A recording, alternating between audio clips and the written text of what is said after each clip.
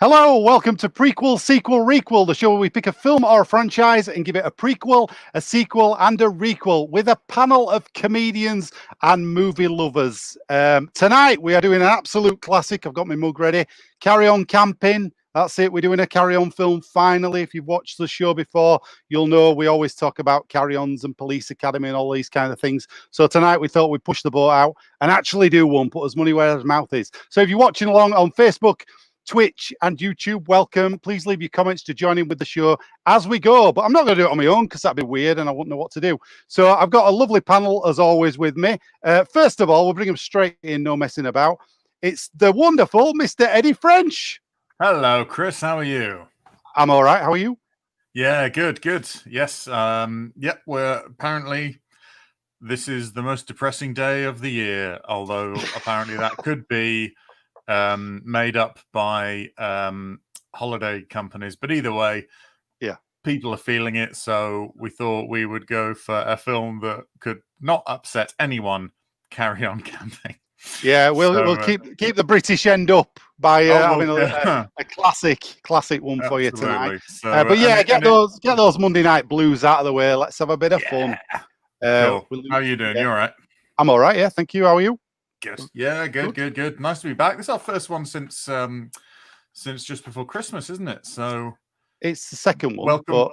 Is it? we did one last week. We did Thelma and Louise last week. Oh, we did. Obviously, a memorable one there for you. No, I really enjoyed that one, but clearly this one's done a number on me mentally. Apparently, this day is just it's messing with everybody. I mean, I was shocked it wasn't the weekend anymore a minute ago, so that's fine. I know, don't you worry. Anyway, let's bring on the rest of our panel. Let's get on with it. She's here every week. She's your friend of mine. She's a comedian. She's a singer. She's a dancer. She does it all. It's Natalie Smeaton. A dancer?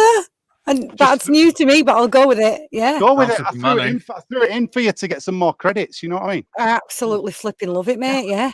I'm glad that our shows are so memorable that Eddie remembers all of them in detail. yeah. I know. Good. Says a lot. Speaks highly of it. That. I was editing clips of the older episodes today to put out as little teasers for everyone. So my mind is pre-Christmas. Right. You just hear, we know. That's fine. That's fine. No problem. No problem. How's your week been, Nat? How's your week been? Been all right? I've had a lovely week. Yeah. I'm working from home. It's really nice. Get to hang out with the cat all day. I hope she's off now. She doesn't like clearly hanging out with me. I eat loads of snacks. I make cups of tea. I'm having a great time. Cool. Lovely. Right. Well, there's not just three of us tonight. We've always have a guest every week, a special guest. And this week there's been no expense spared with this guest tonight. We've got him flown in especially for you. Right. He's a fantastic comedian. And also tonight he's a massive Carry On fan as well, we've found out. So that's fantastic. We're just going to get him in. It's Will Hodgson. Hiya. How you doing? You all right? Hey. How we doing? You good? Yeah, I'm not too bad considering being encapsulated and every day being the same and everything, just about staving off proper insanity, mate. Yeah, other than that, we're all good. We're on Blue Monday.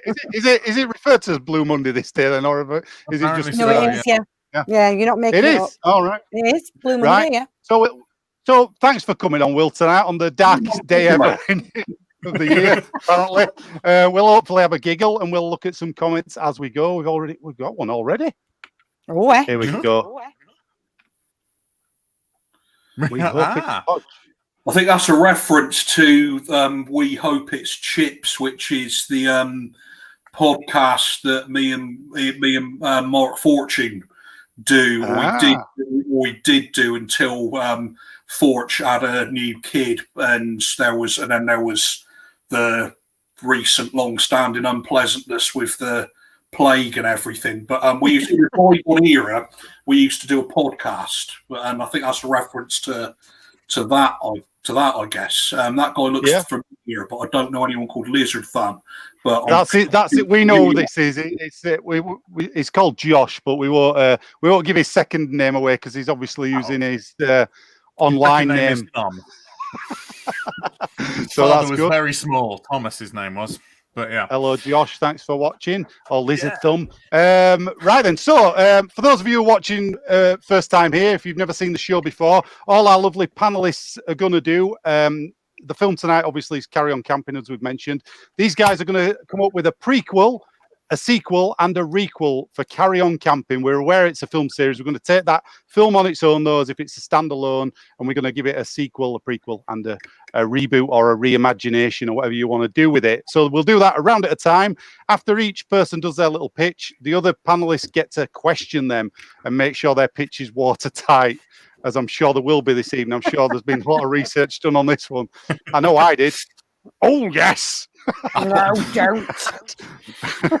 Oh, Exactly. Frankie Howard's not in this one either. Oh. He's no Frankie Howard. He only did a It's the couple. only of impression I Frankie can Howard. do. He did, Stop. I bet No, I would no, we were Does just anybody do listening. any, actually? Let's do this before we get into this. Has Oh, anybody right. got any? You've got your Kenneth Williams, Eddie. Go on, give us a Oh, quick well, yes. Well, thank you for remembering. Yes. Now, of course, the important thing about Kenneth Williams is that all of a sudden he goes very common, doesn't he? He goes common and then he goes back to it. Very nice, very nice. He was Do a you, comedian. Yeah. Will, do you do anybody? Do you do any carry-ons? Like do a cool, blimey kind of bird of Breslau sort Yeah, of. yeah. Oh, We blimey! It's the R4. Oh. we might have a full cast here if we keep going. Nat, who do you do, Nat? Can you do a Babs? Literally just Frankie Howard. Literally just no, don't, no. I can only do. Literally. I can do Hattie Jakes, provided it's in Sykes, because all I can do is we're Rick. Right. That's all I've got. But I can Dr. just. Super. That's my Hattie. Nice. Super. Yeah, and I've been trying to make Charles Ultra. I couldn't do him, but oh hello. There you go. That's my, It's not bad. Yeah. That's not bad. That. no. Mine verges into Julian Clary, unfortunately. I've been birthing in what it's like in a tent. There you go. Can I just say that I personally enjoyed Charles Hawtrey's legs the most in this entire movie? Yes. Watching those little skinny legs at the beginning made my day. Lovely. Let me get my banners up. Let's get on with it. He's so keen tonight. and enthusiastic in this film. He's a little spice of wholesomeness, which is he really very is. nice I fell to in love see. with him. I can see why He's he good was in your this. lifeline through this film now. Yeah. Everything's okay. Muggins will help me. Right. Let's crack on then with tonight's episode. Okay, what I'm going to do first of all, for those who haven't seen Carry On Camping in a while, I'm going to read you the back of the DVD box just to get you in the frame of mind. We'll read the cast list out as well because there's some corking names, obviously. Right, here we go. Let's get into this. Cockney Sparrow, Sidney Boggle, reckons a holiday under canvas is just a ticket for getting his girl between the sheets. Steady. With his henpecked pal Bernie in tow, the pair try to persuade their less than pliable partners to join them on a rustic romp at Paradise Camp. Throw in a stern matron, a posse of perky schoolgirls, that doesn't sound right, and a grumpy old goat, and all the ingredients are there for a classic carry-on caper. Directed by Gerald Thomas, screenplay by Talbot Rothwell, music by Eric Rogers, Sid James, Sid Boggle, Kenneth Williams, Dr. Soper, Charles Hawtrey, Charlie Muggins, Terry Scott, Peter Potter, Betty Marsden, Harriet Potter, Barbara Windsor just as Babs, Bernard Bresslaw, Bernie Lugg, Hattie Jakes as Miss Haggard, Peter Butterworth as Josh Fiddler, my favourite, Joan Sims, Joan Fussy. There you go, a bit of a cast list there for you. Right then, so we're going to get straight on with our prequels this evening. Is everybody fighting fit? Everybody ready? Oh, yeah. Good. We got a comment already against Sid James because there's going to be plenty more. Gaz. Indeed, I agree. There's going to be plenty more. Probably were on several registers. To say Cockney Sparrow, I suppose that scans better than South African ladies hairdresser. Sid James. Yeah. That was a shot. Shot to everybody. That one. Right then, cool. Let's get on to our prequels then. So you get a minute in turn. You do each one at a time, obviously. Eddie's going to go first, so we'll give him a minute on the clock. If you run over a minute, it doesn't really matter. We'll give you a bit of grace. It's just there for me, really. Right, away you go, Eddie, whenever you're ready with your prequel. Okay, my prequel is Carry On With Your Package.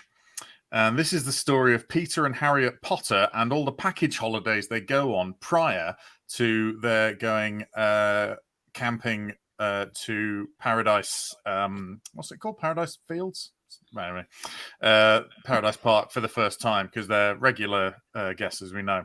So this includes Peter being herded by an aggressive sheepdog in the Welsh village of Chlamydia, Peter nearly being cooked by cannibals in Cucamal in the Amazon, and Peter nearly freezing to death in the just outside the small town of, if you don't know, Alaska. Harriet always loves the time and always gets sort of various little trinkets and makes him carry them, all the while insisting that he sit on the back of the tandem because she always knows where he's going, and just involves Peter just being delighted to get back to the office. Right. Lovely. Excellent. Okay. So that's Eddie's pitch. So Will and Nat, you can ask Eddie a question or a couple of questions if you've got them on his pitch. See what you think. Is this set before or after they gave up that sort of thing? And there's some kind of when Charles Hawtrey seems to be worried they're going to do the beast in front of him, and then Harriet Potter reassures him that they've given up that sort of thing years ago, in the way that you'd say like smoking or like caffeine. Or something like that. Before, or is that before or after they've given these? Is there something that happens that causes the decision to give? I imagine that. I mean, it could possibly be the aggressive sheepdog that leaves him needing needing some sort of long-term trust to get himself back to. And by that time, they've ended up thoroughly disinterested in one another, and that's or Harriet's basically found a way to occupy herself without any of that sort of thing. And there'll be some, I assume there'll be some sort of line of, she's not been interested ever since the chlamydia incident. And everyone will be like, you know, there'll be that kind of vibe going on. So so we might actually see them going from a couple who do that sort of thing to ones who end up neglecting that sort of thing. Okay. Satisfying. Fair enough. Yeah. Will there be a Charles Hawtrey style character through every single one of these journeys to slowly but surely drive them to that point where they lose all hope of ever having that sort of thing again? And will Charles Hawtrey be doing it? I mean, it's not a very carry-on way to approach it, but it could be that Charles Hawtrey would play the sort of the Welsh farming village version of himself, and then play the Amazonian cannibal version of himself. Because let's face it, none of them were above that sort of thing back in the day. And so, you know, but it's presumably just he'll have a very dainty bone through his nose or something like that. That will be the joke there. That all the others will have ones out to here, and he'll just have the little sort of pencil moustache version. But yes, absolutely. I think, and that will always be. I assume he'll always be the one that Harriet has a quick word with, and then he gets Peter out of the pot of boiling water or out of the the tundra and safe. And stuff. He's loathed to admit that all of these Charlie Muggins-like people are the only reason that he's alive, because his wife has sorted out. So that's why he's so upset by Carry On Camping with he recognises a Muggins when he sees one. Yeah. Right. He's seen them all over the world. I think that's how that would work. All right, cool. Sounds pretty good. Is everybody happy there to move on? Yeah, then? absolutely. Yeah, let's hear some more. Right, lovely. Nat, it's your turn, please, for your prequel. Yep. Okay. Okay, I'll get you a minute on the clock. Away you go whenever you're ready. Bernie has always stuck out. He's tall for his age. He was always very socially active, brilliant, athletic, and suave. He gets all the ladies and is cherry-picked by MI5 to be a spy. He's brilliant and one of the best, but his next job is his toughest yet. They discover a campsite under the guise of a farm and field, but who are actually a large arms dealing operation. They need someone to scope it out and report back on Farmer Fiddler. Real name, Johnny Thunder, international bad guy and crook. Bernie creates a character a bit of a dozy man who nobody really likes, and befriends Sid, an older man who I will keep my opinions to myself about, and plants the seeds to go see a film about a nudist camp, knowing Sid will fall for it, creating the perfect cover for their visit to the Paradise campsite. Wow. Okay. Interesting take on things there. You read a lot into that, but yeah, that's fine. So Will and Eddie, you can ask a question. He's on making Bernie the Svengali of the whole thing. He's playing Sid like a tuppenny upright. Yes, I mean, you could watch it again now with a deeper layer, couldn't you? Really knowing all that's going on. Well, you really could. The headcanon can do wonders for a film. You know. I felt quite bad for him. I felt like he was just being dragged around by the nose, essentially, by Sid, and actually wanted to be quite a gentleman and quite like chivalric to the lady who he was trying to woo. And then he was like dumped with Sid, who's, as I've said, we'll go into later. And he just ended up just looking like, I just felt really sorry for him. So I thought he needed a cover story. And Farmer Fiddler, come on, anyone who gets £12 out of somebody to just camp on their field, he's into something a bit deeper, isn't he? Yeah. For UKIP in 1993, I believe, Farmer Fiddler. There is that horrible thing of Bernie's like, oh, I might finally get to go to bed with my girlfriend, and that would be really great. And then his mate's suddenly like, there's a load of schoolgirls over there. What? Your mate did that, you'd be fucking furious. You go, what? I've gauged this friendship all wrong. Yeah, exactly. And if he was a suave spy, what better way to throw somebody off of your trail than to keep making stupid comments and almost dropping your friend in it with his girlfriend, by sort of being like, oh yeah, the girls are all going to the Abbey. Oh yeah, do you know what I mean? So yeah, there has to be something deeper to him. I don't believe he's that one-dimensional. Yeah. All right. Go. Any more? Have you got a question, Will, for Nats? Does he bring Sid Boggle to book for his unsavoury conduct as a God, blimey, I've been U-treed moment? Well, he's not in my sequel, so actually he probably could. I mean, he could be gathering evidence on Sid Boggle. I thought I was at the right time. I forgot I had it. Blimey, Sid, it's U-tree. Will that work? I don't know. He's in MI5. He could make him disappear. He doesn't have to U-tree him. He could just make him disappear. Yeah. You know what I mean? Why don't U-tree and I'll leave? Put broken glass in your porridge and here and everything, Bernie. We've got a battery in it, so I did. Good blimey. I'm on all 43. We've got a comment here. Charles U-tree. Oh, unfair on Hawktree. No, good one, mate. Hawktree, whilst an actively sexual man, by all accounts, all above board and ethically non-dubious. So that's a great way to put it. Ethically non-dubious. Yeah. Just straight up did it with loads of young men, but not too young. So we're all good. Yeah. Oh, hello. Right then. Okay. Any more questions? No, I'm good. No, nothing.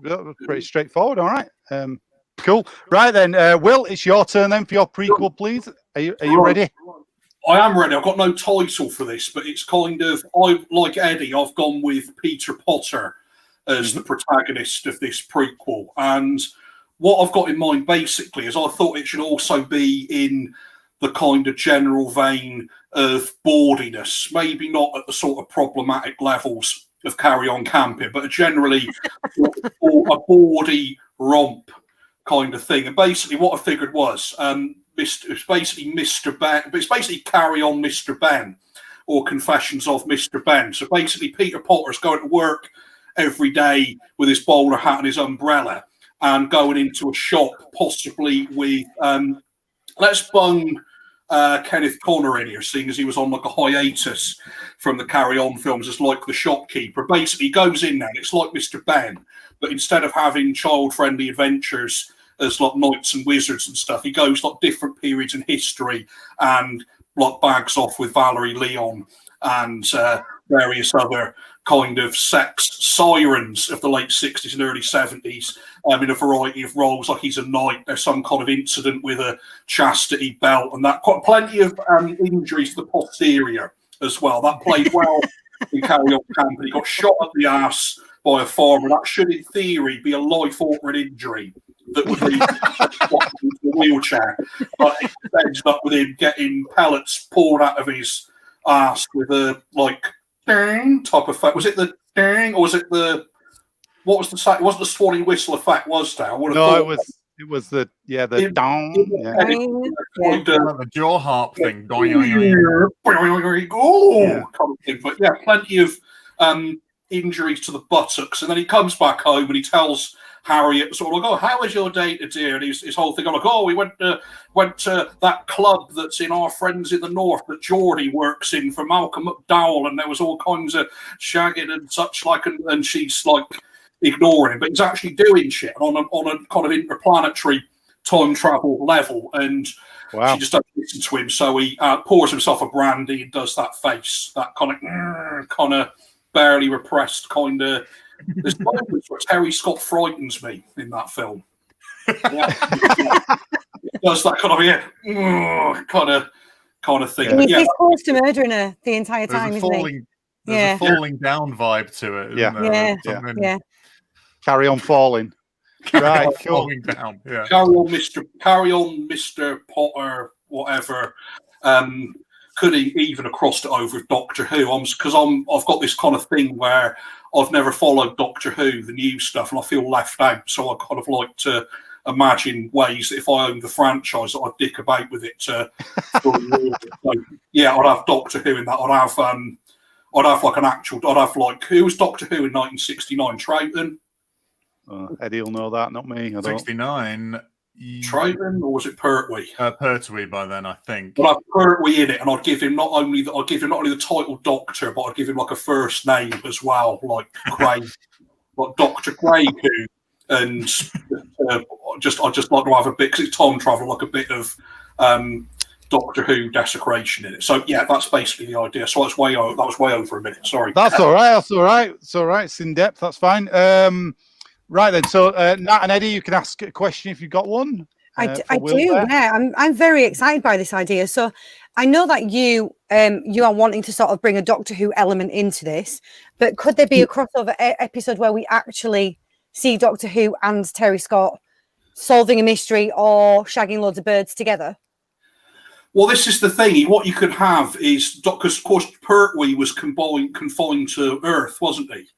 And he had, so it'd have to be, you could have like a shagging thing with Doctor Who, but it'd have to be like sex aliens invading, like the Brigadier going, or wherever it's going, sort of like there's like loads of space, kind of like that Morecambe Mindy episode where he got captured by Raquel Welch's sexy aliens, and they tortured him by shoving him in a hot tub and like licking his ear hole and that kind of thing. It'd be a bit like that, but with Terry Scott and John Cotton. I really want one of those to take to the pub.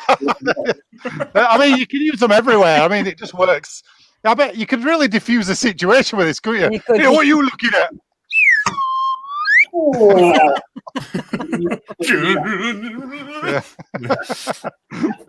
William Hartnell was in the couple of the early carry-ons, wasn't he? Like back in the sorry again. He's in Sergeant, definitely. Sergeant, that's right. Sergeant, yeah. So it isn't uncommon for the Doctor to show up in carry-on. So that works for me. And cool. Well, and then presumably, no, it's bigger on the inside. No, I've had a few who are like that. Yeah. Oh, come on. Right, sorry, I'm a bit late. I don't want to overkill it. I can't overkill it. Can I? Say it again, I'll do it for you properly. It's bigger on the inside. I've had a few who are like that. There you go. Thing, and then there's the what makes the noise that is that thing. There's the type thing. The like or something like that. It's like, oh, that's like. All that. There's that thing. It's sort of like having a ruler on the edge of the table and like, and then yeah. Anyway, there's a Foley artist sat at home watching this, just going, "God, don't you know anything? Yeah, you imbeciles! How dare you come on a carry-on show and know nothing of sound effects?" Just furious with this, and I don't blame him. Any more questions? Have you got a question, Eddie? You didn't do a question, really, did you? Not particularly, no. I'm not sure that I do. I think I think it's I like the idea that basically it means that Peter has never lied to his wife about what he did that day. Yeah, he's just telling her. He's every day he comes home and confesses fully, and she goes, "That's nice, dear," and then carries on. Excellent turn by Betty Marsden in this, who one of my favorite radio ladies of all time from Round the Horn. She's a treat in this film. She's great. I love that laugh as well. If anybody can recreate that laugh, you get a point because it's so unbelievable. It's really hard. It's really hard to do. Is that her real laugh, or has that been? I don't know. Dubbing in those films, there's a lot of dubbing, isn't there? Like Valerie Leon's always got Queen Whitfield's voice dubbed over. Yeah. I met Valerie Leon once at Comic Con. She was fucking yeah, she was great. Right. Slightly scary, but I kind of like that. So yeah, that was scare me, Valerie, scare me. Yeah, a bit scary. And I was like, sort of, yeah. Rocking it, Valerie. Well done. Right, cool. Let's do some voting then.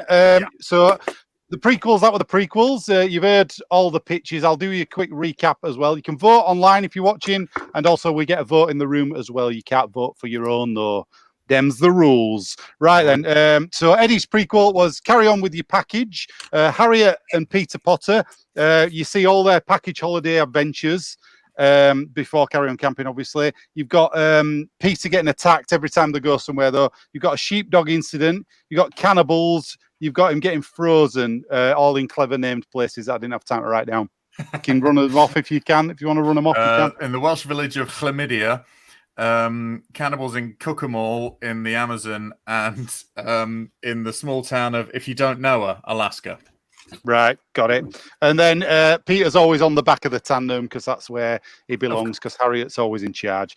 Lovely. Okay, Nats was Bernie's always stuck out and been a bit of a ladies' man. He gets recruited by MI5 as a spy, and he goes undercover at a campsite which is run by Josh Fiddler, aka Johnny Thunder, arms dealer. So he befriends Sid, goes undercover, and tries to get to the bottom of it all. Okay. And Sid gets arrested, I think, at the end. We decided. Will's was about Peter Potter, a body romp. It's basically Carry On and a Mr. Ben crossover. So Mr. Ben used to go in his shop and try on different outfits, and it'd transport him away. So it's that kind of idea. And with Peter Potter as the main protagonist, you've got Kenneth Connor as the shopkeeper, because he wasn't in Carry On Camping. There's a Carry On stalwart, this guy. History. He travels through history, has lots of sex adventures, but he always gets lots of injuries to his ass. Then he always comes home and tells Harriet all of his adventures, like in Carry On Camping, but she don't believe him. She just goes, "That's nice, dear." Excellent. Okay, right then. So we can vote. We all get a vote in the room, and you can vote online as well. Please put your vote in the comments. We will see them whether you're on Twitch, YouTube, or Facebook. We will get them all through. So put your votes in now. Right then. Let's vote in the room.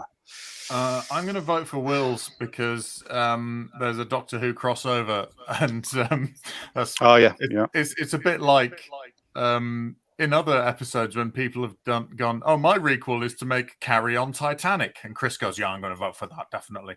But that is my version of it if you put Doctor Who in it. So yeah, but also I like the Mr. Ben thing, and I like the fact that Peter is not actually so bitter towards his wife that he goes, "Oh, well, actually, I've just been out with a load of nymphomaniacs and we went down Stringfellows."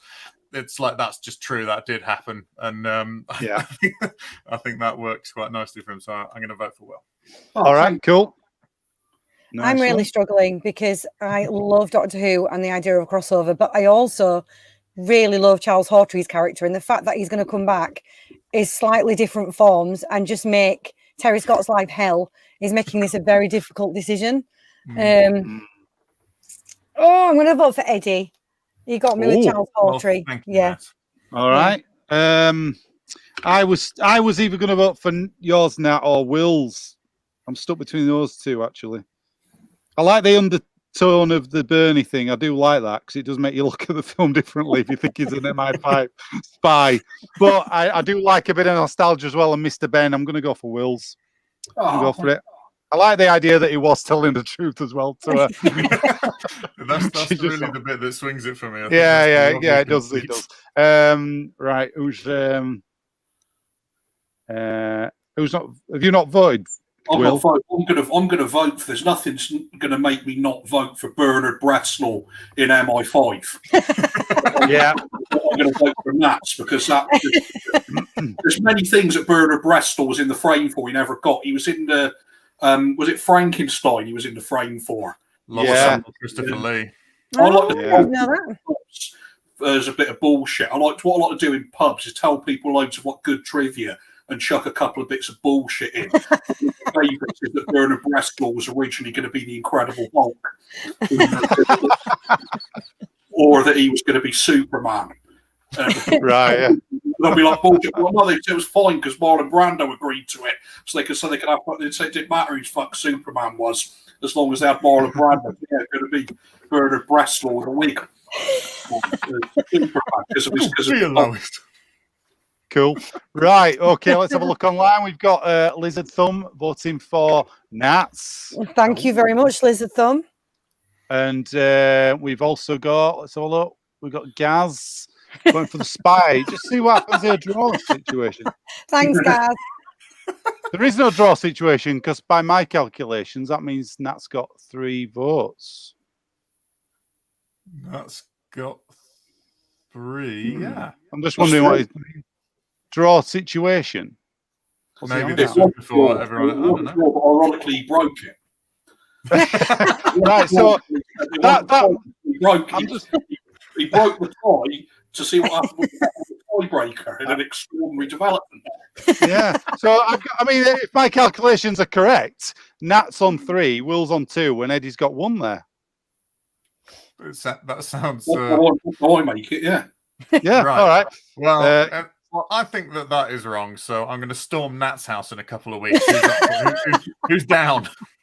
Oh, he's asking. All votes are final, Gaz. Sorry, you messed up. You should have voted for Eddie's if you wanted a tie break, because that would have took it to 2 each. But voted for right. Nat, you've won that prequel. Thank you very much. Thank you, chaps. Thank you. But appreciate it.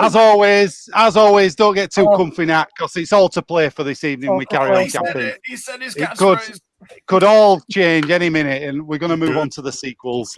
So we'll have a fresh board. Fresh board. What am I on about? Rotate the board.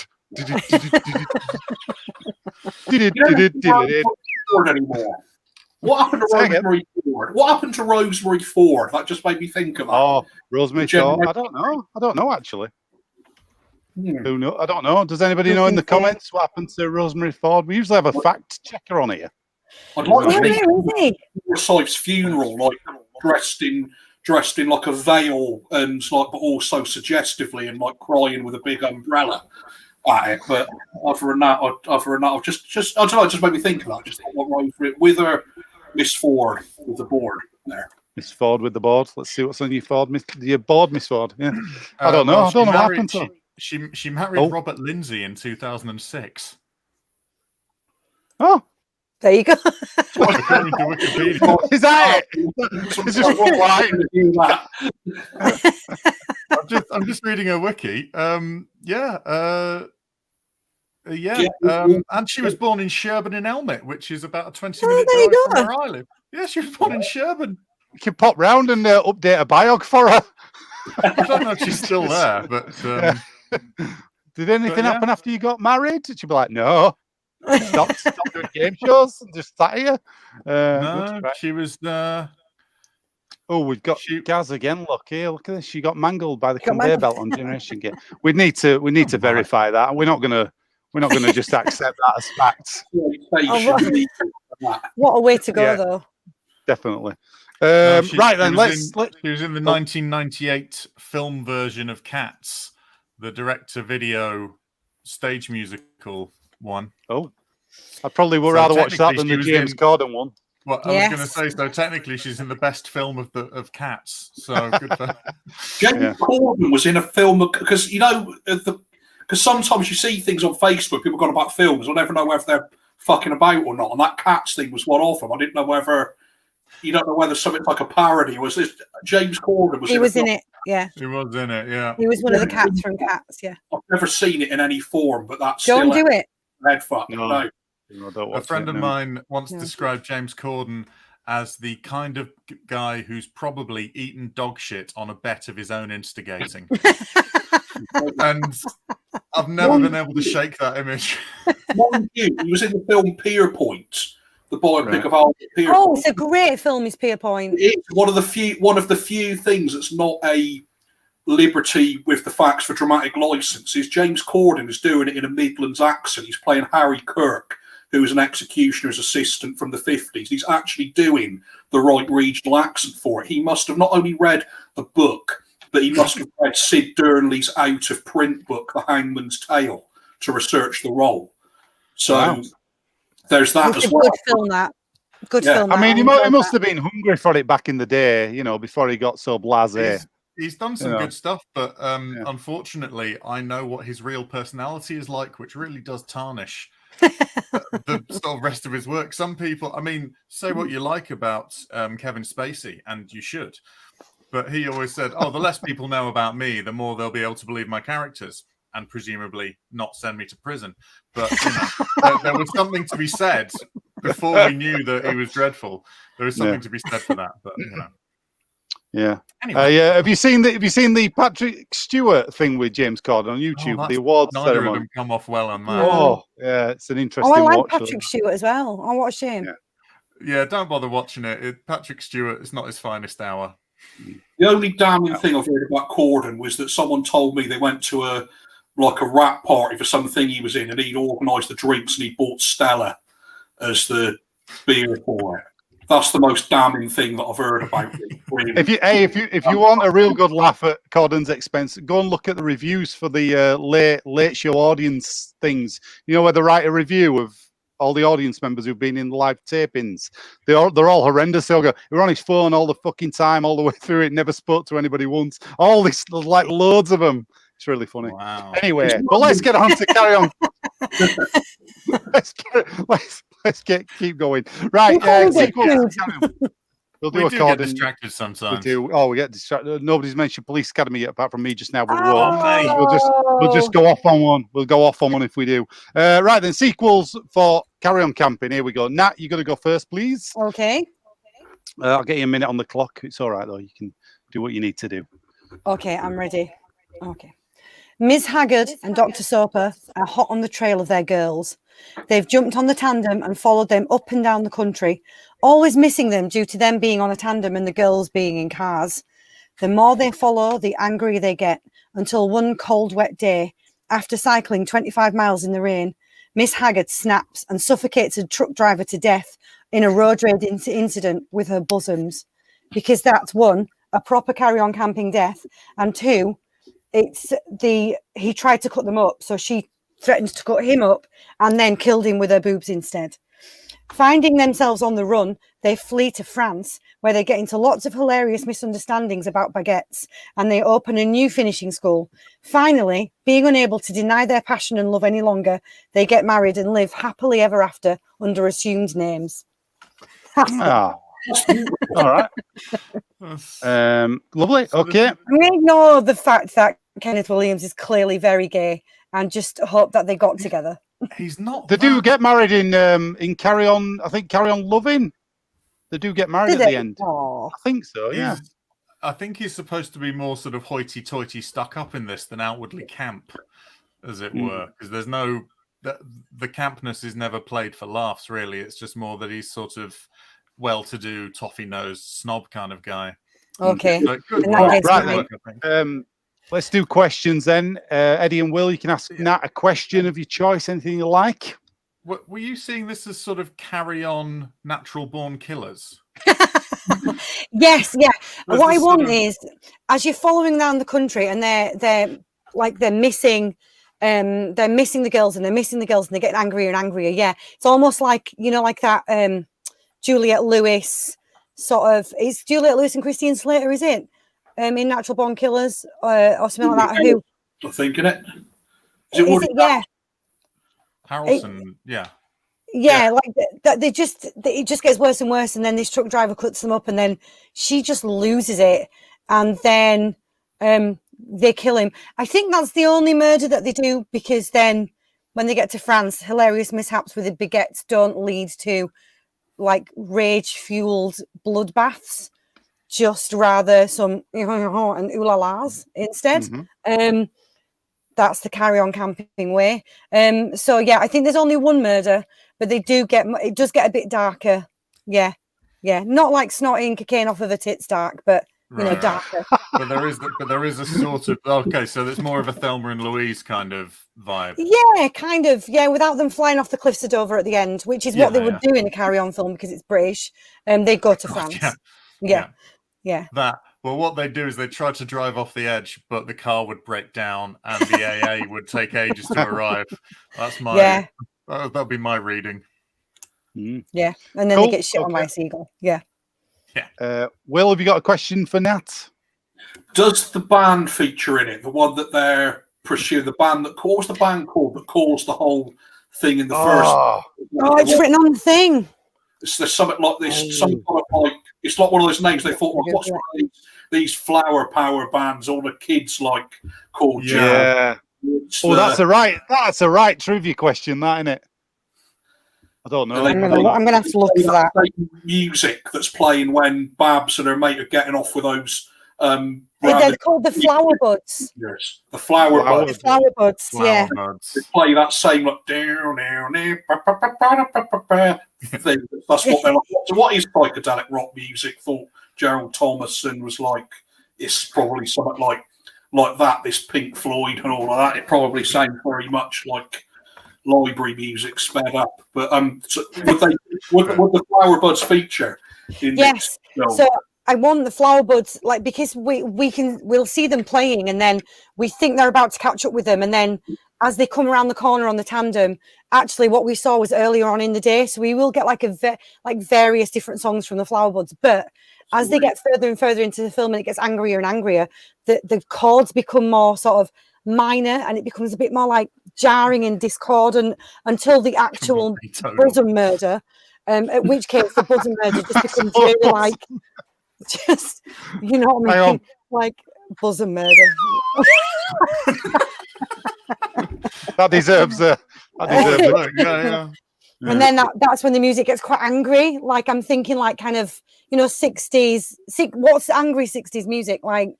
I suppose it'd be sort of garage stuff like the Sonic stuff. Oh yeah, Stooges and that type of stuff. It was 69 as well, yeah. So MC5 and I Want to Be Your Dog. So it gets a bit like dirty. Do you know what I mean? A bit grimy. But then by the time we get to the end and they're getting married, it's all that beautiful French lilting, that type of music. That's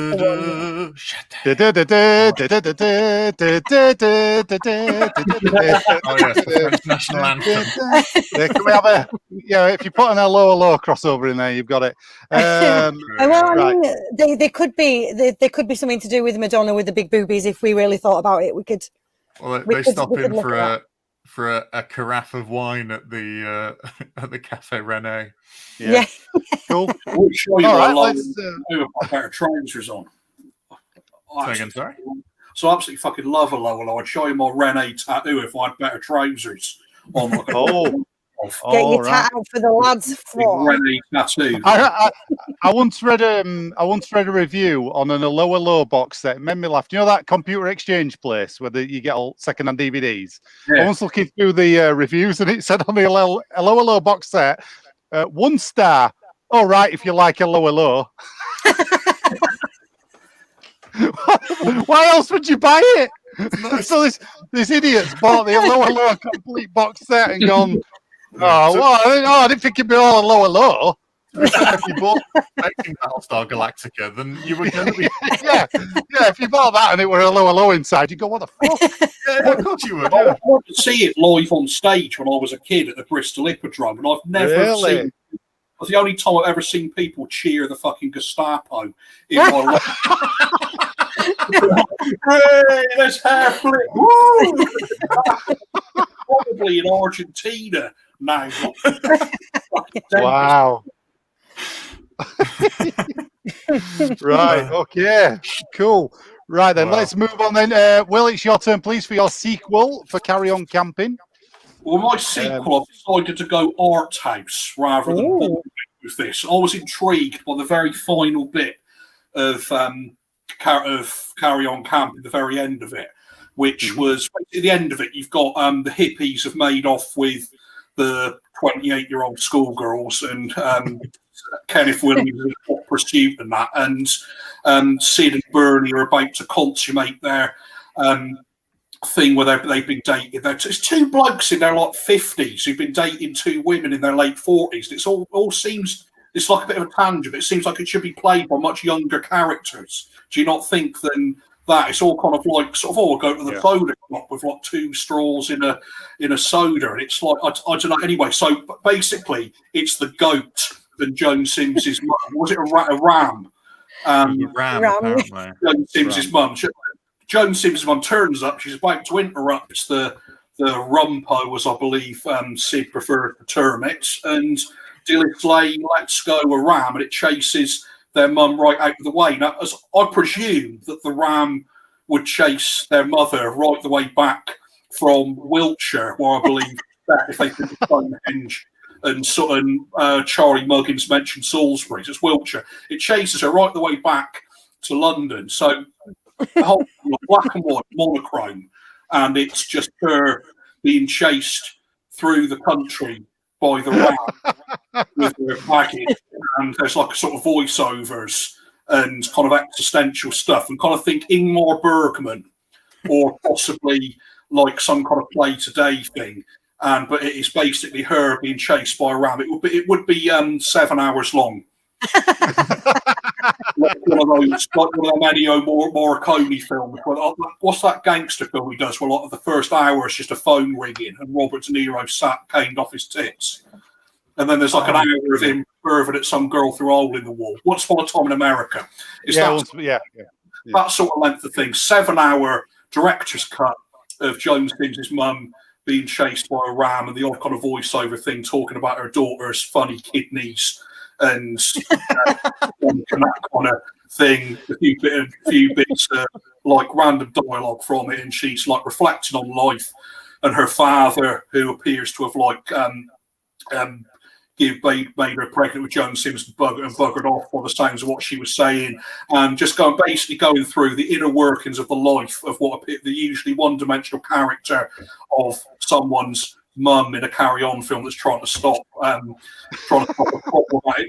She's worried about a problematic man dating her middle-aged daughter, and it's 7 hours monochrome of that with the ram. The ram would be played by I think Laurence Olivier. Wow. Okay. Against like Laurence Olivier as the ram. He'd literally just been a ram outfit, just like on all fours. Like he was a method actor, was he not, Laurence Olivier? Yeah. No, he was. He was other way around, wasn't it? Because he was very opposed to methods after the in Marathon Man when he. Oh God, yeah. With what's his name? Larry Dustin Hoffman. Larry would have turned up though and just done it. He'd have done it. Yes. Try acting, dear boy. Yeah, he did. Drive after him with like a sharp object to kind of enforce his method acting. He's learning Meisner as he's filming. That'll be good. Cool. All right. Nice. Mile after mile, I pursue her. She cares not for me, only for the kidneys of her suffering daughter.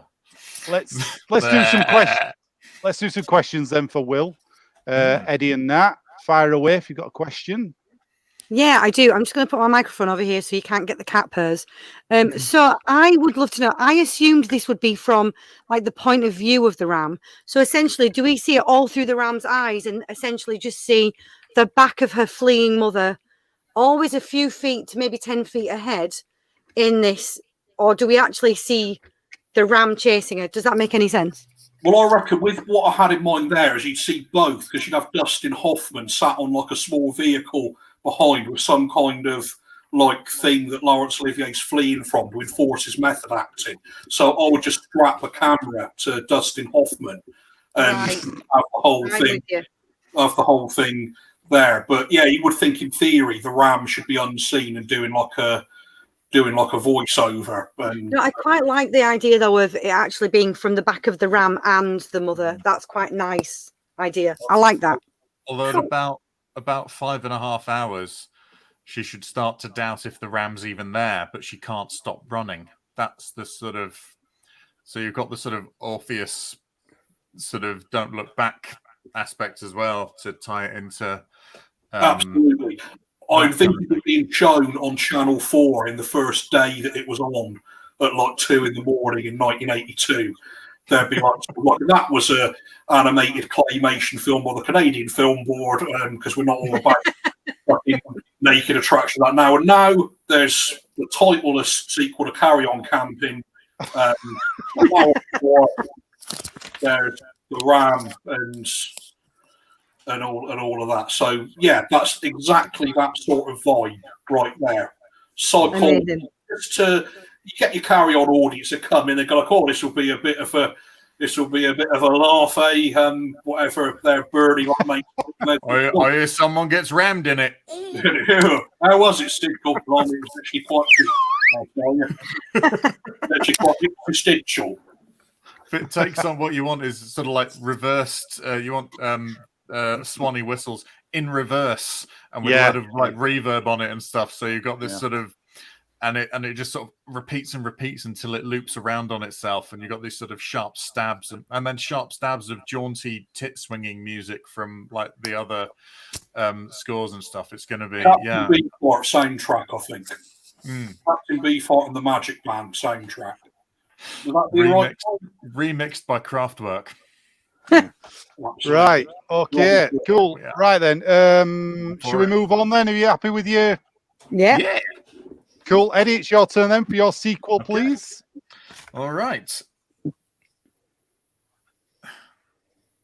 Oh, I'm ready. I'm going, am I? Okay, go. Yeah. Okay, cool. Thank you. Carry On Monte Carlo. The following year, after the events of Carry On Camping, the Potters drive their car, not ride their tandem, to the ferry. Peter is delighted to go on a holiday where he'll get to enjoy walls. We enjoy an intro with cartoons by Banksy. I just remembered it was the guy who did the Private Eye cartoons, Larry, who did the cartoons at the beginning. Upon arriving at the exclusive resort of Port Hercule Poirot, they are staying at a particular hotel where all of a sudden Babs, Soper, and Miss Haggard arrive, so Babs can start her new job as a maid. Across the hall, Bernie and his new bride, Anthea, arrive for their honeymoon, closely followed by Sid, who's just turned 90, and his 33-year-old girlfriend, Joan. We see Mr. Muggins walking into a casino, keen to find out what gambling is all about. Things are going nicely until a black tie soiree looks like it's what's going to spoil everyone's evening's dinner plans to get back together and have a lovely chat about the time they went to that rainy holiday camp. So the gang lure the party outside with the promise of fireworks and then fling fish entrails all over them. Because my favourite bit of getting rid of the hippies was just when Hattie Jakes and Kenneth Williams just find a load of silage, start spraying it on the hippies. So yeah, I thought we'll do more chemical warfare. So yeah, that's that. All right, cool. Nice one. Right then, so Will and Nat, you can ask Eddie a question about his epic. Are you taking this to Monte Carlo, or is this all going to be filmed in Pinewood Studios?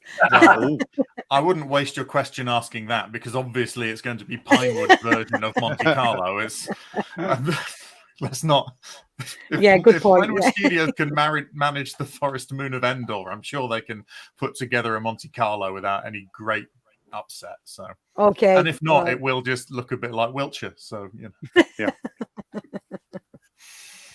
But yes, there'll be that, and they might put in some like sort of just stock south of France-y kind of stock footage, archive footage in there, but it'll still be them getting in the car sort of on a ferry. Or they'll probably do like the Calais ferry and then get off at the Calais ferry, but have the cars driving on the wrong side of the road to give the impression of France quite nice and quick, and then just cut through all the way. Yeah.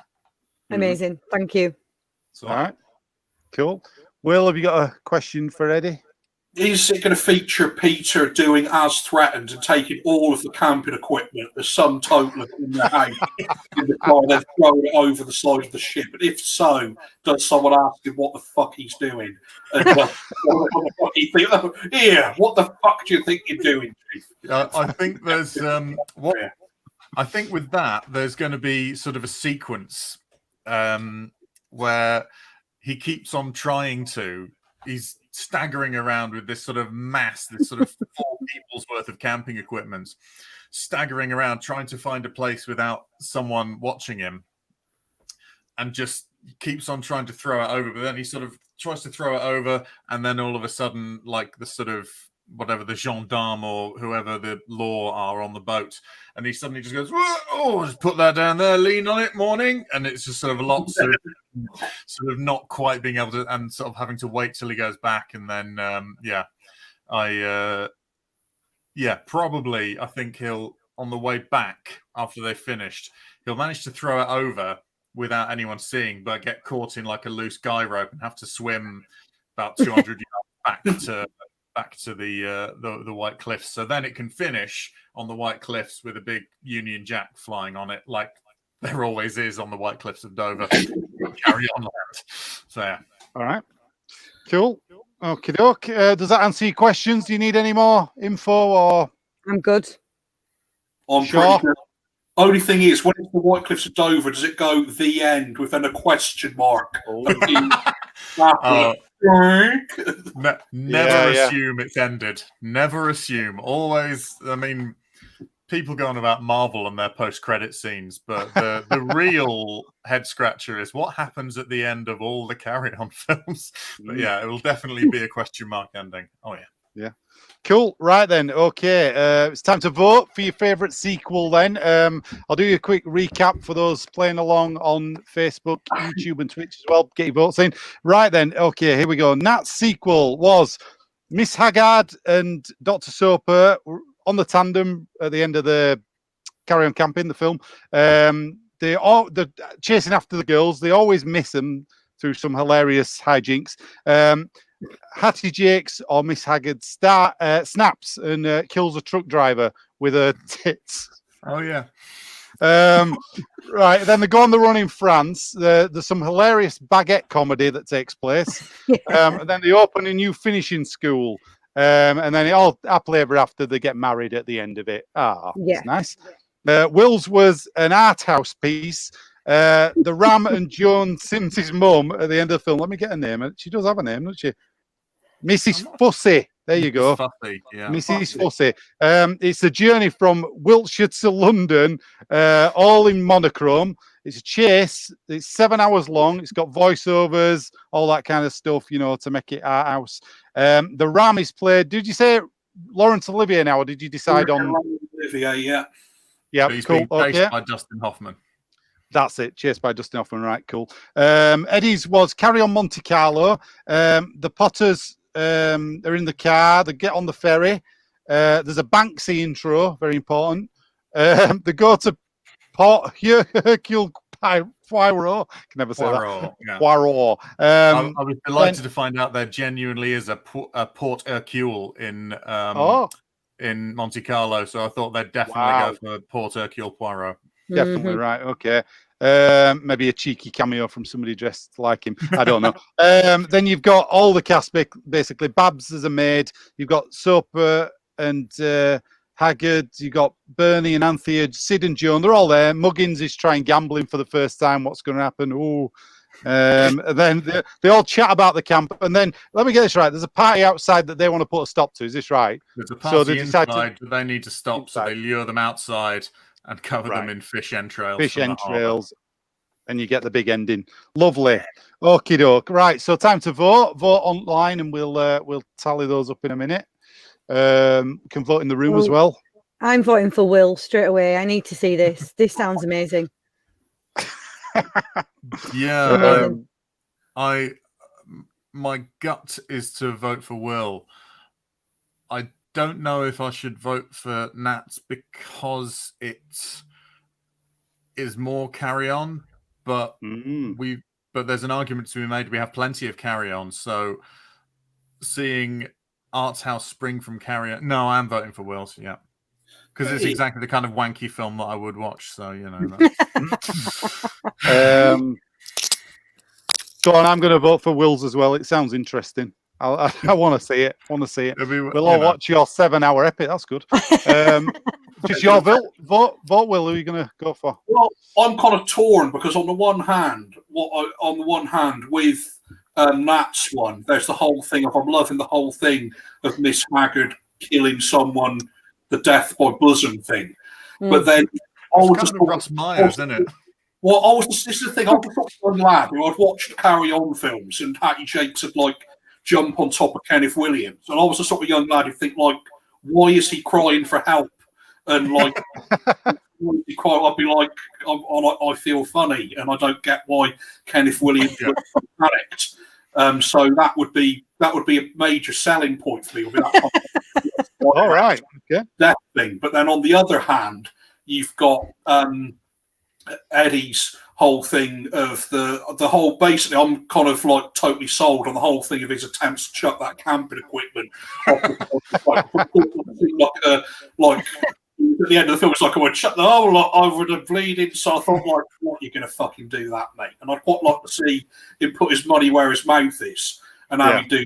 So on balance, I'm gonna go for Eddie purely because the whole thing. If I was watching Nat's one, I might kind of become fixated of what is essentially the ending of a man's life and get the wrong message from it. So I'm going to go with Eddie, although I'm torn. All right, cool. No problem. You basically want to see Carry On fly tipping. Yeah.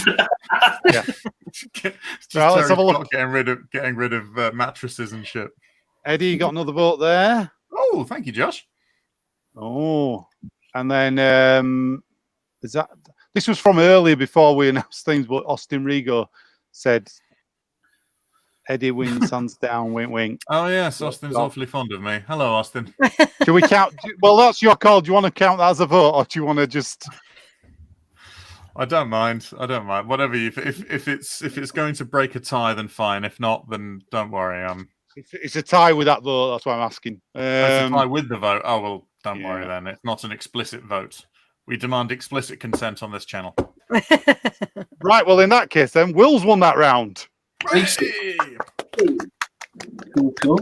Well done. Right then. Okay. Lovely. Right. Well, let's move into the requels. It's showdown time.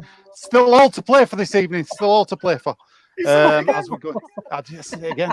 It's a catchphrase. We'll get some mugs one week. I swear we'll get some mugs.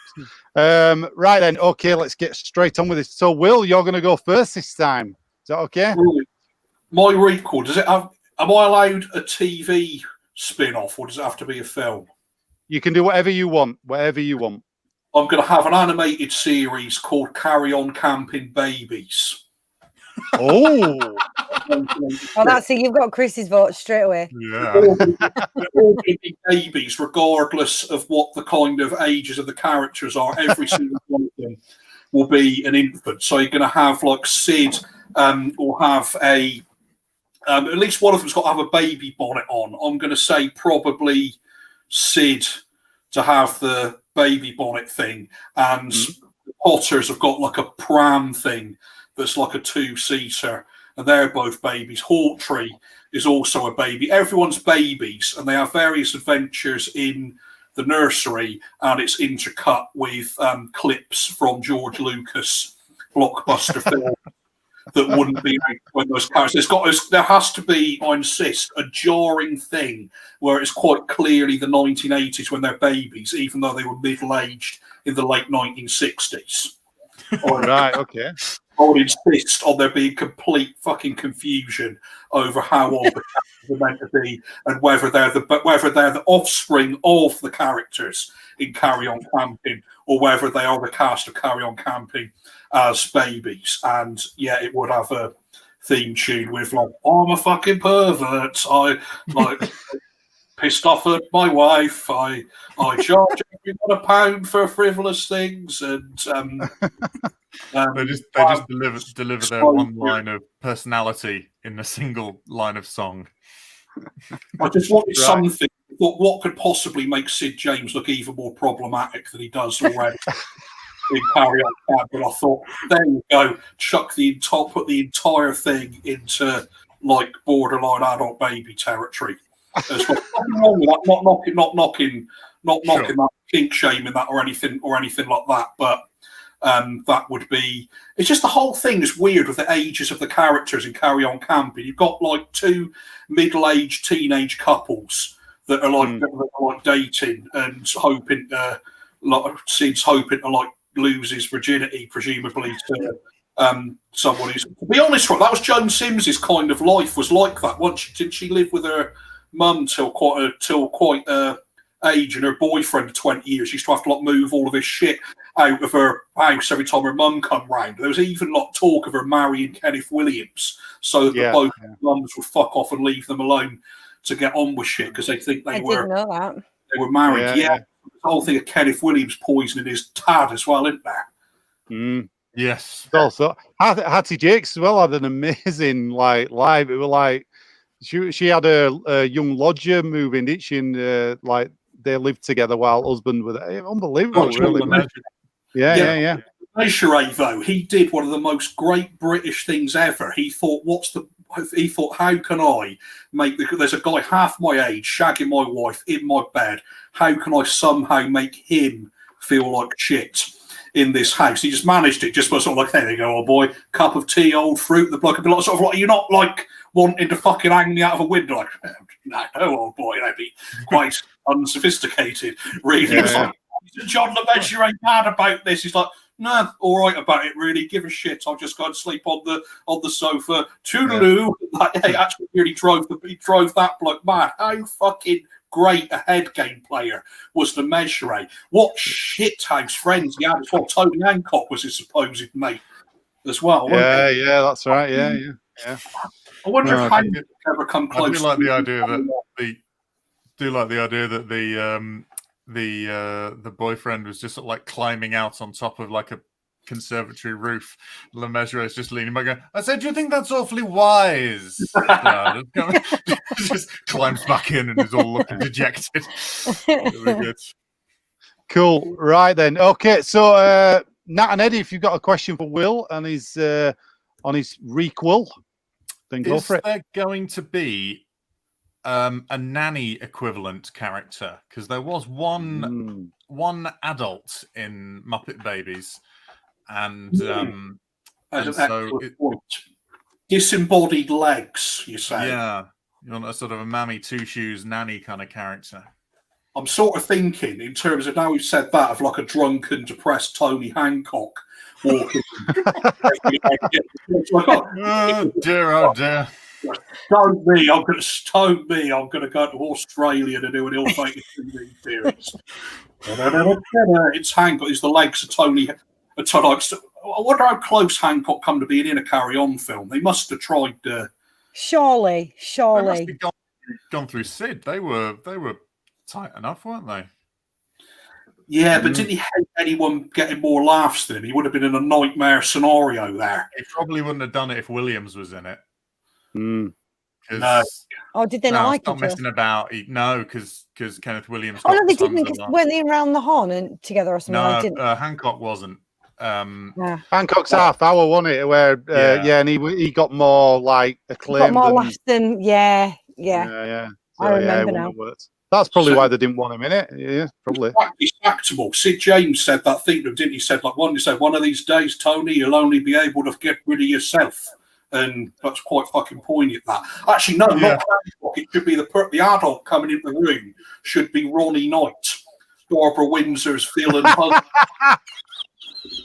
should be coming into the room wearing a fucking, like, a shirt open to the navel with, like, a medallion. I'm a respectable fucking nightclub owner. I'll have you know.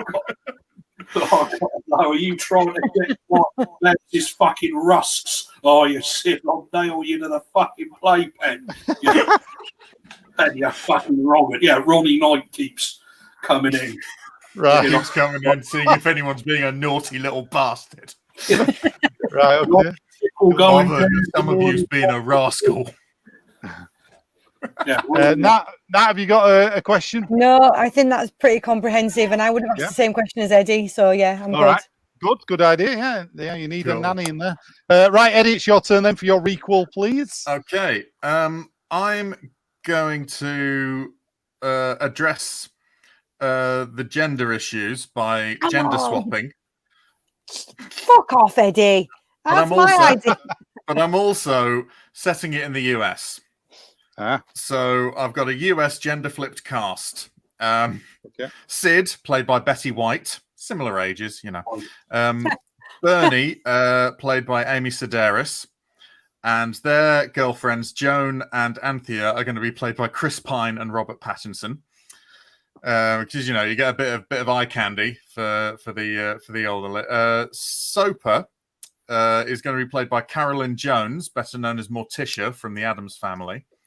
Hattie Jake's character will be played by Paul Lind, probably best known from was it Dream of Jeannie or Bewitched? Anyway, he was American entertainer, the guy who spoke like that.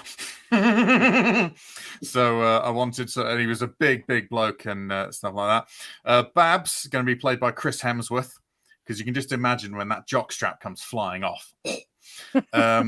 Jim Tanner, Lauren Lapkus, I'd like to play that character. Harriet Potter will be played by Alan Alda, and Peter Potter will be played by Angela Lansbury. Joan's mum is going to be played by Margaret Dumont from the Marx Brothers films, and Muggins is going to be played by Katharine Hepburn. Nice. All right, cool. Right, so probably the same story, a couple of like national tweaks, but other than that. All right, cool. We'll ask for your cast list when we get to the recaps again, because I'll be damned if I'm going to write all that down. No, that's all right. I've got it written down. Don't worry, it's all good. All right, we'll do that again. So questions then, Will and Nat, if you got a question. Well, first of all, were you snooping in my stuff? Because it wasn't a US cast, but I was going to do a gender swaps. That's just rude. Well, really. Well, tell us yours in a minute anyway. No, it's all right. I've just come up with another one. I'll do another one. All right. Do one on the fly. You're an improviser. Yeah, just done it. All right. Right. So, any question? No. No, I think that's pretty good. Are you going to address some of the blatant sexism that flies through this film? I'll double down on it. No, I'm literally going to represent it in reverse, and if people have a problem with it without having a problem with the original, then they better have a long hard look at themselves. Yeah, fair enough. Yeah, that's fair enough. Yeah. That's what mine was going to do. That way, that for people who prefer nice young men rather than nice young women, they've got a film to watch as well now. So that's nice. Yeah, fair enough. Cool. Yeah. All right. Will, have you got a question for Eddie? How much cry-arsing from alt-right internet trolls would be the unpleasant end of the geek spectrum would you be anticipating?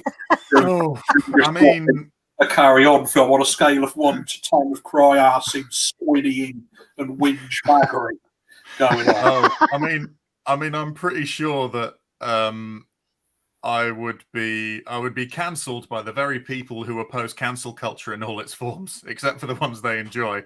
But I think if you get cancelled but you do something very, very worthy with that, then so be it. I'm expecting a lot of pushback from even people who broadly agree with sort of my position on things, I'm expecting pushback a lot, just because this is actually a really, really illogical cast list as well. But I'm happy with it. I've never done anything in order to just be popular.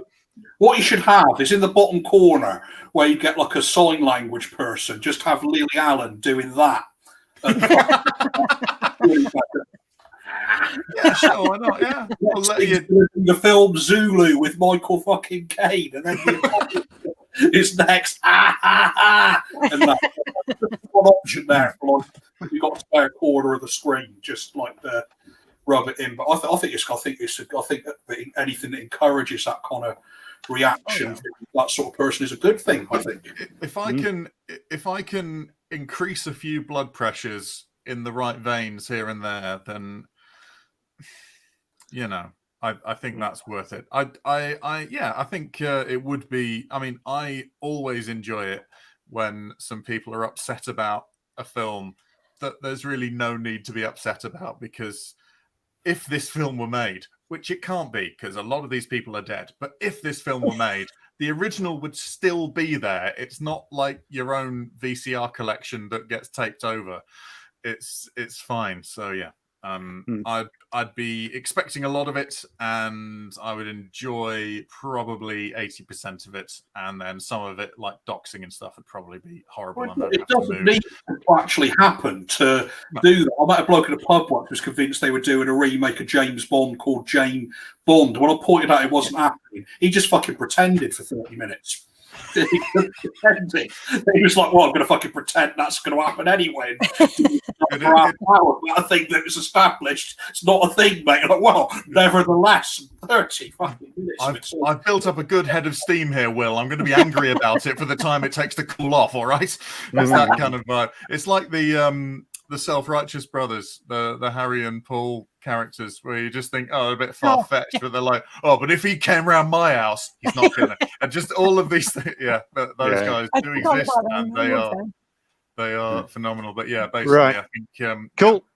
Okay, right, Nat, it's your turn. Are you going to make one up for us then? Yeah. So, this is where we start. We start with Barbara Windsor's bikini top. It's lonely. She doesn't wear it much because she doesn't wear bras much, apparently. And we follow it. It's inner monologue right through to the climax of its existence, which is it being outside in the sunshine during exercise time outside in front of the tents. And so we followed this poor bra as we hear about how it wants to be used more. It wants to support her, all the ways that it's been designed to do that. The fact that she never wears it, and if she does wear it, it comes off very quickly because she's, as we see in the film, enjoys meeting lots of men, apparently. And then right at the point when it's all on show and it's really proud of itself and it's thinking to itself, what would my mum think if it would see me now? It pings off. It fails Barbara in the worst possible way, hits Kenneth Williams in the face, and then we see it descend into a spiral of drugs, drink, hanging out with other lesser bras, the bras like the peephole bras, like things like that. It slides down into infamy and eventually dies on a dock somewhere with a needle in its boning, the boning. And that's the sad end of Barbara's bikini bra.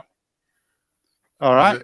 Is it going to be, sorry, my question being, is there going to be scenes of it like sort of dragging itself around? It's only got one clip left, the underwire sticking out of one side. Yeah. And the other underwire has been completely pulled out because it was jabbing Barbara towards the end. Just scraping along the floor and just saying to passing women, I'll point your tits forward for a fiver, love. Come back. Oh, you snotty bitch.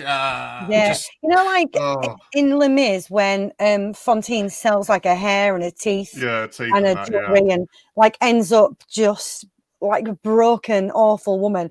That's what's going to happen. It's going to sell its padding. The underwires are going to go to scrap.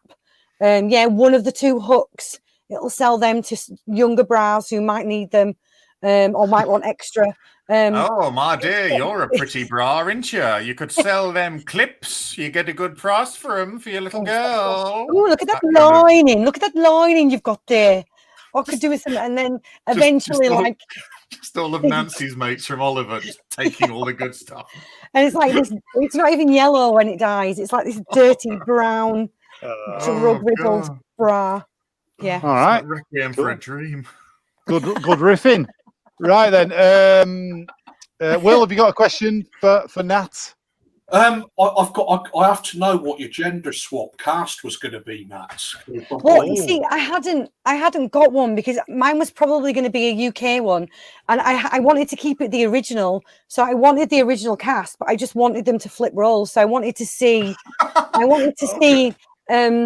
Kenneth Williams pursuing Hattie Jakes and being walked in on, and all of that stuff. I wanted to see the coach driver in Barbara Windsor's place, and Barbara Windsor as a coach driver. I wanted to see Terry Scott and his wife swap. So, because there's these ridiculous scenes in it where that girl who's pretending to be ill so she doesn't have to go to the monastery just happens upon Terry Scott, who's drunk, and goes, "Oh, do you fancy a shag?" And then he has that nubile young woman, and then goes back and is able to tell his domineering wife exactly what it wants to do and give her one. So I just wanted to swap it. I wanted to watch Joan Sims spying on the coach driver and getting caught, and then potentially a friend getting an eyeful of, well, what was potentially not toothpaste. Something else. Maybe. You know what? Yeah. There is an astonishing amount of.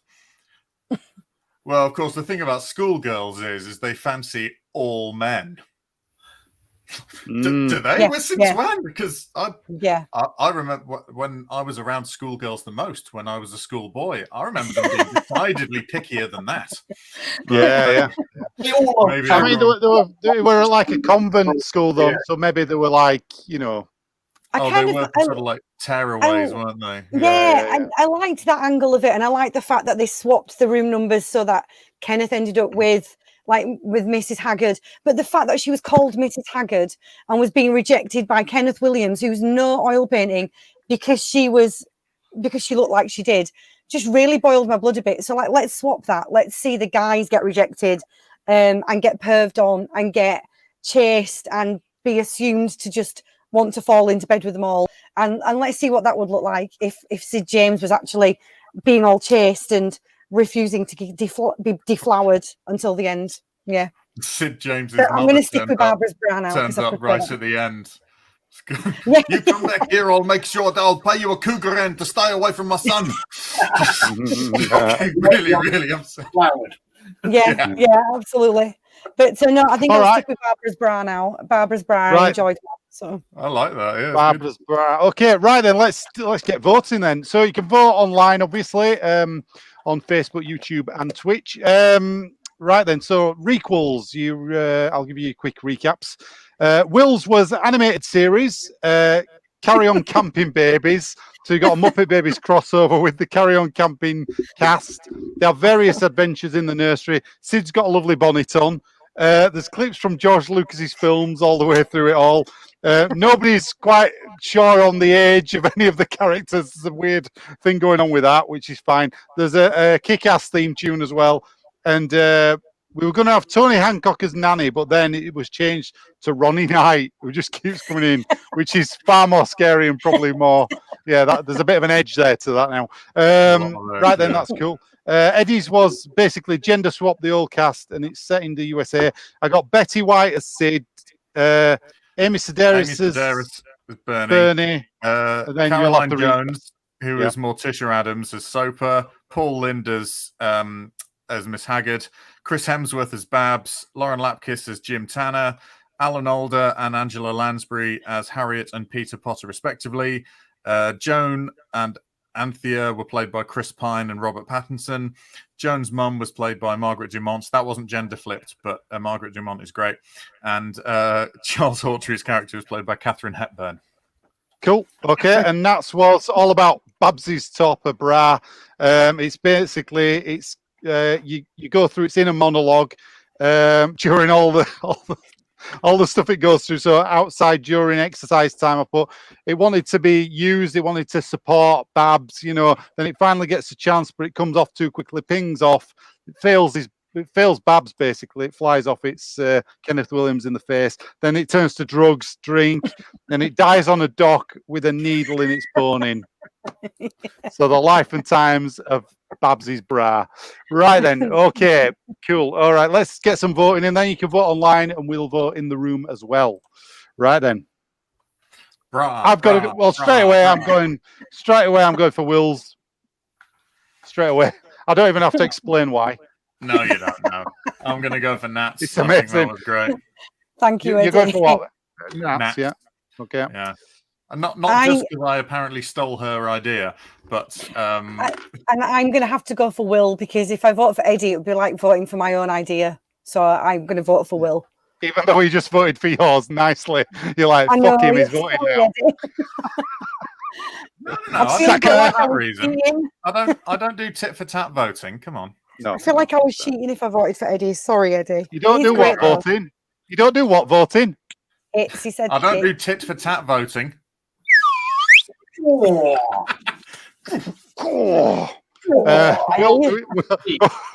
dear. Oh, shame. Oh, shoot. Steady on there. Nothing we both can't handle. You can handle one each. Oh, dear. Will, who are you going for?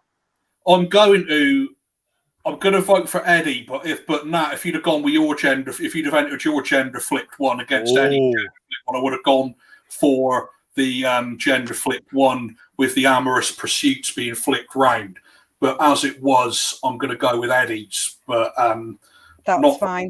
Not that I've got anything against Brazier related by any stretch of the imagination. Yeah. Cool. Nat this evening Nat has created the genre of bra tragedy this evening, so that's something to keep in mind. So you should feel good about whatever happens tonight. Nat. Remember when you were on this we've got people watching, but there's nobody voting for this round, so we'll close the voting in a minute. If nobody else is going to vote, I don't think anybody's. They are watching, but they're just not voting. All right, right, we'll close it then. Will, you've won that round. Thank you. Which means you've won the overall night with 2 rounds. So well done, sir. Well done indeed. Very well done. Very well done. To no end. Let me just let me sort my banner out a minute. Here we go. We're back to there we go. That's it. Right then. So I was just going to say, actually, the animated idea. There is actually an animated Carry On series. I don't know if you're aware of this, called the Carry-Oons. That's being funded at the moment. Facebook, where the guy keeps posting it in. No, it's good that he keeps. I say like God keeps, but it's good that he keeps posting it in there because it's awesome. But it's the Keep Calm, Carry On internet thing, isn't it? On Facebook. Yeah. So yeah. So it's he's trying to get funding for this animated series, and it got run by Peter Rogers before he died, and he was going to make it this series. So they've got a voice cast and stuff, and. They're looking at funding to try and make it into a proper thing. So it keeps getting held back though. So it looks, but what I've seen of it looks absolutely amazing. Yeah, it's really good. There's some comic strips for it and already, and they're really good. Very in keeping with the films and everything. Really good. And then there's a little test animation of the actual animated pilot. So that's cool. But yeah, very good. Anyway, but yes, that's the end of the show tonight. Thank you so much to our guest, Will Hodgson there, and he won as well tonight. Thank you so much. Really enjoyed myself. Thank you. Oh, nice one, man. Well, you're welcome back anytime you'd like to come back. Just pick another film. Absolutely love to. Anytime you like. I'd love that. Thank you. Lovely. Excellent. Thank you. Right, so having guests because they get to choose the films very often, and it takes a lot of weight off us because we've been doing this for the best part of a year now, and we're running out of films without sequels. So it's good. We have got a list in the back, but people do come up with ones that we haven't thought of, which is great. So let's do some plugging then before we go this evening. So Will, have you got anything you'd like to share? Any Facebook or anything like that? You'd like to tell people about? I've got like a page on Facebook where I do like lives and stuff, and it's Will Hodgson. It's the one where there's like a picture of me stood on a stage with a microphone. That's the one where I'll do all the comedy stuff. The other one is a lot more personal one where I'll just fucking overshare about stuff and whinge and that kind of thing. So you want the one where I do comedy stuff. So that's Will Hodgson. It's just a picture of me stood on a stage with hair like this, I think. And yeah, that's pretty much all I'm plugging at the minute is Lloyds and stuff on there, really. Oh, all right, bar, cool. Actually, no, it's shut. It's when we're unlocked again. Hepcat's Barbershop and Beauty Parlour, Chippenham, currently closed for the duration. But if you're in Chippenham and you want a haircut when we're allowed to do so, then give us a shout when we're unsettled. Lovely stuff. Excellent. Okay, Nat, have you got anything to plug this week? Not yet. Hopefully doing some stuff this weekend coming, and then I'll be able to talk about it on Monday. Talk about this mysterious YouTube channel that we get closer to every week. We'll see what's it about. We don't know yet. I can tell you what it's going to be called. I can tell you what it's going to be called. Exclusive. We've got exclusive. Go on. So I'm going to call it Yapping in Yorkshire. I know, and it's going to have a very northern theme all the way through it. That's all I know for now. Very nice, very nice. Look forward to that. Eddie, what have you got for us this week? As usual, IC News. In fact, if you listen to the one that's been released a couple of days ago, you might recognise a voice. I might recognise a voice of a guy sitting right here. You won't recognise him because he's too good. He's too good. His impressions. So, IC News podcast, current affairs one. That's not for children. Fire Breathing Kittens, a 5th edition Dungeons and Dragons podcast that is for everybody. And you can still go to bandcamp.com/Eddie French and get my digital 7-inch. And I might be releasing some more original music. I definitely needed one of them. Definitely needed one of them. That's last one of the evening. There we go. You're quite right, though. No, absolutely. And I might be releasing more music. It's not very funny, but it's not intended to be. So that's fine. And while we're at it, if you want something to really cheer you up, go onto YouTube and search for My Mother the Car, which is a sitcom from the 60s starring Jerry Van Dyke, Dick's brother. He chose not to do Gilligan's Island and instead decided to do My Mother the Car, where a man finds out that a 1928 Porter contains the reincarnated soul of his mother. And from there on, it's a Freudian nightmare, but it's well worth having a look because it's very strange how quickly the family gets on board with the fact that grandma is now a car. Right.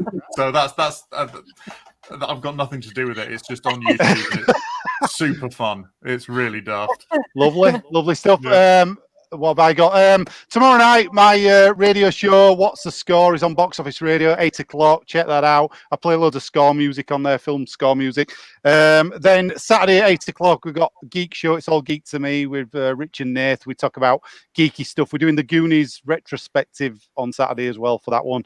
So check that out. Other than that, tune in next week again for another show here, Prequel, Sequel, Requel, 8 o'clock, Monday nights. We come in for a bit of a laugh. Come and enjoy yourself. Have some banter. Do we know what we're doing yet? We don't know yet. No, I've not decided yet. No, we're still waiting. So we'll pick something. But other than that, thanks again to our lovely guest, Will Hodgson. You've been fantastic. Thank you very much. Thank you very much. No problem. And if you did enjoy the show, then do subscribe on whatever platform you're watching us on, and then you'll see us again. So it doesn't matter what we choose or when we announce it, you'll get told about it. Absolutely, yeah. Cool. Lovely. Right. Other than that, thanks so much. We'll see you all again next time. Thank you and good night.